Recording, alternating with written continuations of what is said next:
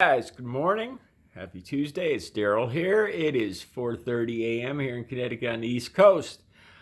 Um, I didn't see this coming. After what I thought was seeing light at the end of the tunnel yesterday, with it was June 1st, and here in Connecticut, that signified stage one of opening back up coronavirus. Um, Barbershops, hairdressers, gyms. I thought most stores. Um, and then watching the news here in Connecticut, almost all the protests were peaceful here in Connecticut, and not only peaceful, but they seemed to form a bond. And it was for me, it was a good feeling. And unfortunately, it didn't really last. And it worries. It does. I hate to say this, but it does worry me. Um, I'm going to tell you what I came across yesterday, and you can make your own decisions about it.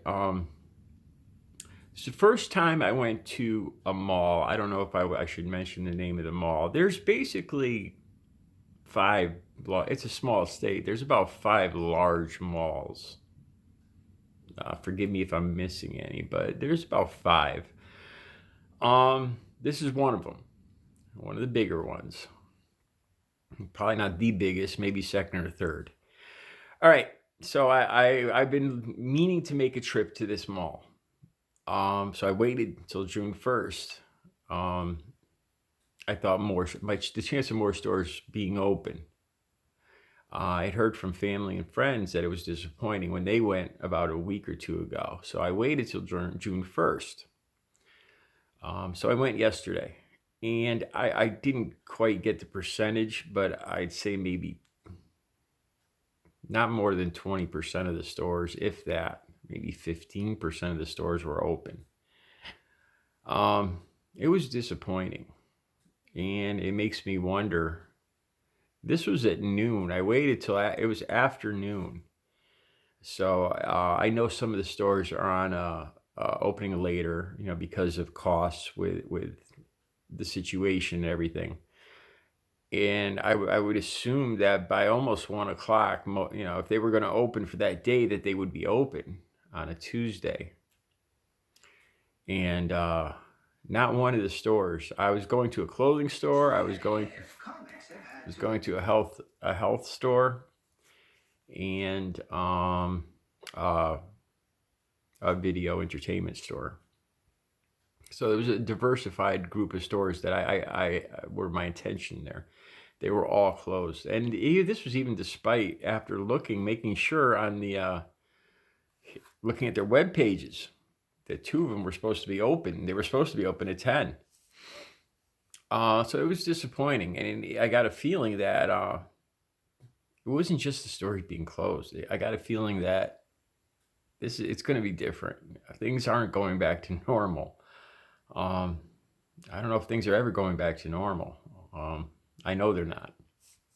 This is an interesting thing too.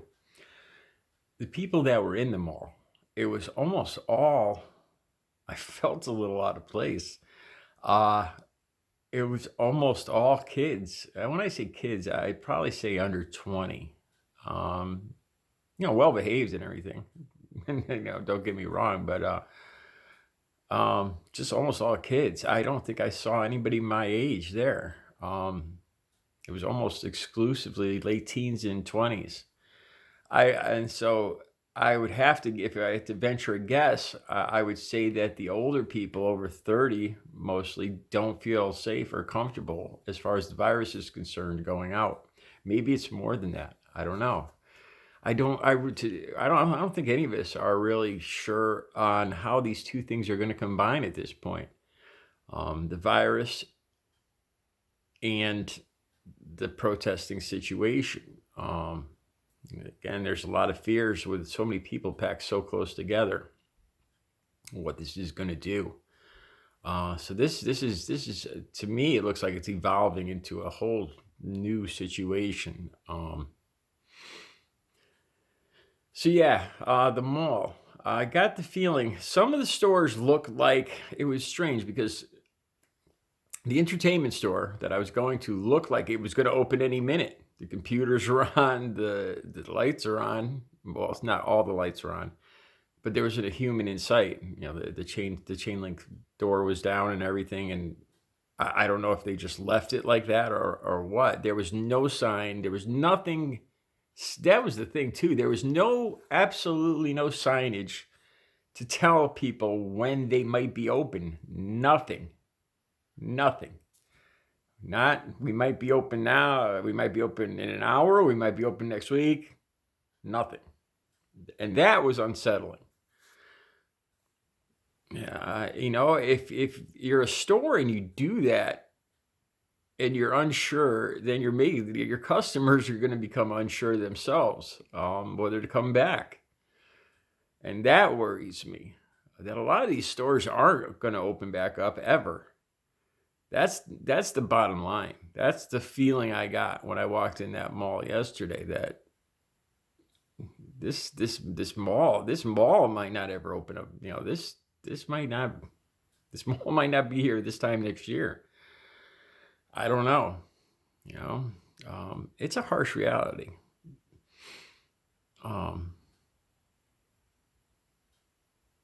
It takes a while to adapt to it. The troubling thing too is you see a lot of times in comments here and on social media, I see Trump supporters and conservative and far right people saying that they feel that liberals, that people of the left want this, that they want the nation to fail, that they want the coronavirus to take over, that they want to destroy the country, and that's not true. It's not true at all, and I know that from how I felt yesterday when I walked in that mall.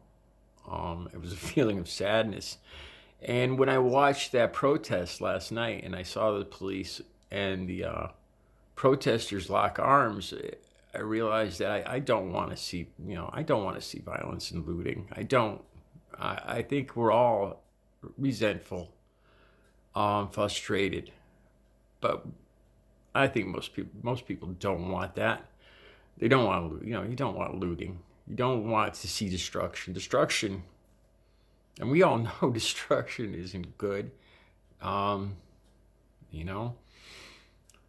So it was a different feeling from yesterday.